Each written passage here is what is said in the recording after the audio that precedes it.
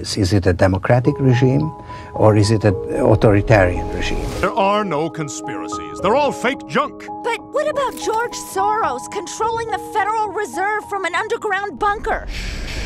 George Soros is the world's most famous murderer. It was his fund that earned in excess of $1 billion when he bet against the British pound in 1992. As the man who broke the Bank of England.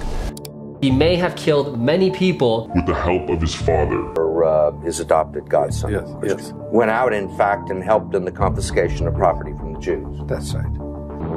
Surely you can't be serious. That sounds like an experience that would send lots of people to the psychiatric couch for many, many years. Was it difficult?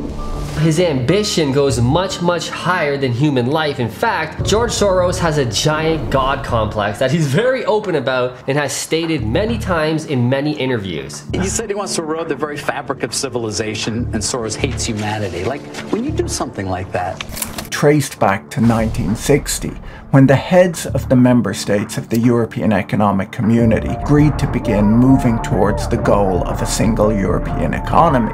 I see several priorities for the global agenda. I'm afraid that the anti-reform elements may predominate. These powerful billionaires love to control liberal people, liberal governments especially, because it's simply easier.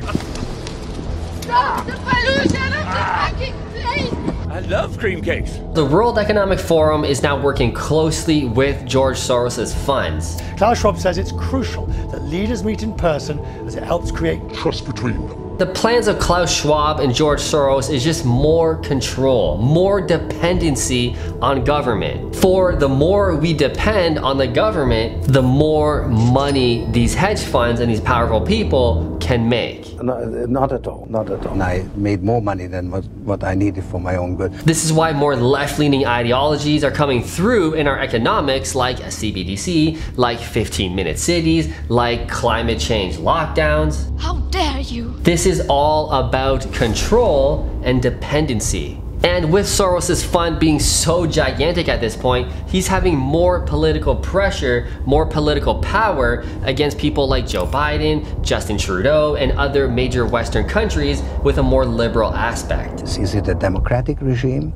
or is it an authoritarian? A Republican politician or someone with a more right-wing mind is a little harder to control with the type of policies that they want to get through. It's the lobbyists, the special interests, and the corrupt. The Trump administration a danger to the world. When it comes to the financial markets, economics, and that is what we're seeing by far happening more and more across Canada, America, Australia, New Zealand, and now infiltrating Europe, countries like France and Germany, etc. Managing money the way we do is extremely painful. Step one has already been a huge success if you look back to the pandemic lockdowns. Precedent has been set. The pace of change has never been this fast, yet it'll never be this slow. There was a major global catastrophe and everybody fell in line for the greater good. We are mentally enslaved. We enslaved to brands, we enslaved to like a bin symbol, we enslaved to chains. If, I don't know, another problem arises, we have precedent. Hey, remember that one time back in 2020 when the whole world shut down and we improved climate change, we improved all these things, it was all for the health of the people? Yeah. Let's do that again. Oh shit, here we go again.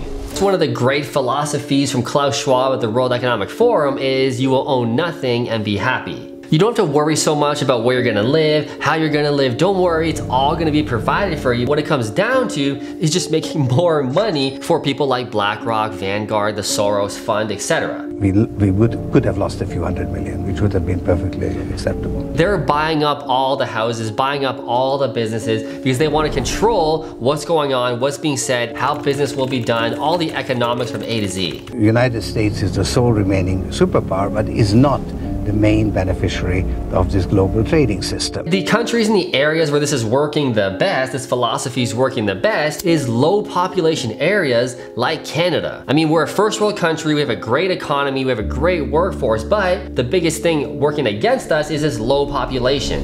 Whether or not to have children, it's a topic these young minds discuss and contemplate. I think it's not a need for women anymore. We don't need to have children. We find that our own happiness is more important. So it's easier for a monopoly, it's easier for a giant fund to come in, start buying all these houses, renting them back out to the people, making a ton of money. How dare you!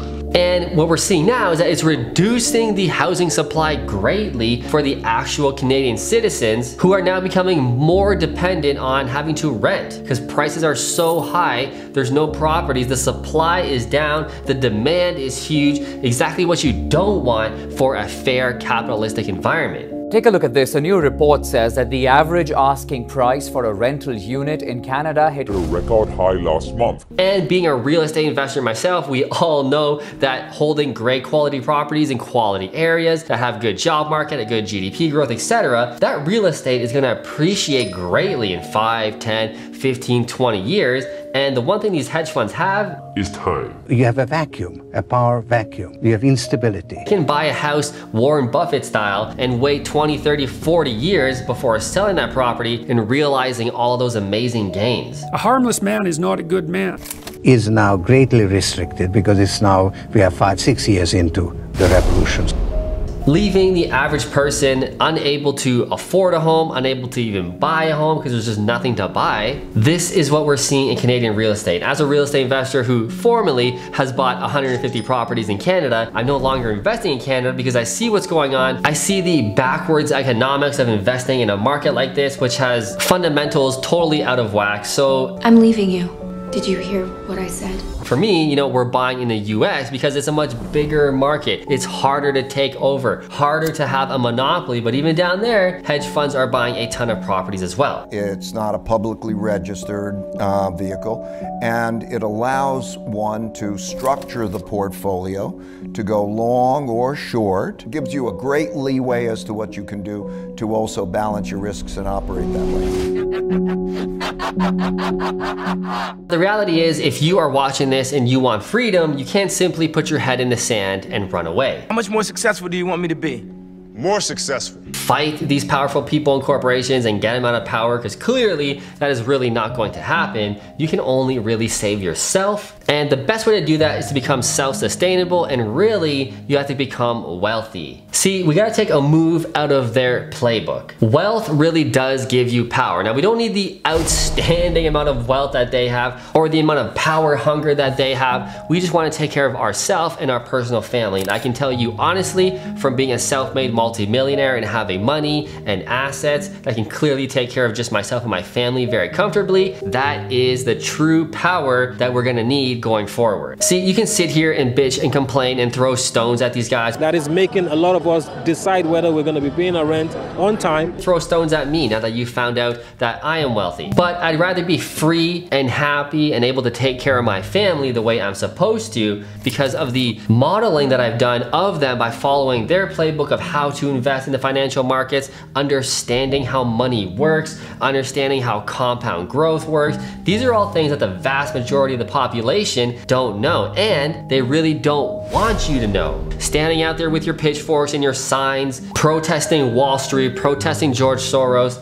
How about we take some actual action being self-sustainable? You want to give a giant George Soros? Take care of yourself. That if God forbid, if something ever does happen with the world, Armageddon happens, financial markets collapse, you have homes that you own over here. You have homes that you own over there. You have a Dubai passport. You have an American passport. You have a passport for France. You can just leave countries whenever you want. Should things not work out, should a government get too powerful, a little too confident, you can leave to another country to become self-sustainable. It doesn't require actually that much wealth to do it. Now, if you want to learn how to become self-sustainable, I can teach you all of that on my channel about how to invest in real estate specifically. This is how we fight against this kind of crap, understanding their game and throwing it right back at them. We're not going to do it in such an evil manner. We just want to do it with a good intention of taking care of us and our family and becoming free.